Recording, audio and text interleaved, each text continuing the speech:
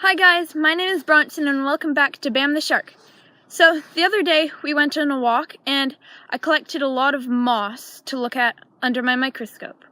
And I put it in like a little dish and soaked it in water for a night. So I was looking around in the little water droplet and I found my favorite microscopic animal, a tardigrade.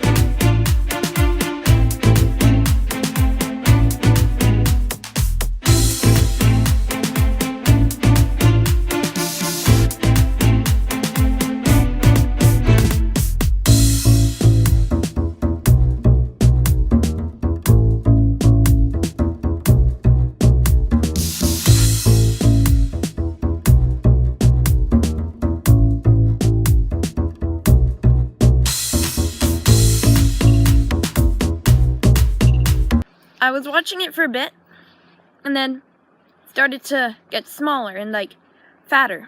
And then I realized it was going into anhydrobiosis. That's the state in which when they run out of moisture, they go into a little ball and contain a little bit of moisture inside of them, and that's how they survive in harsh conditions.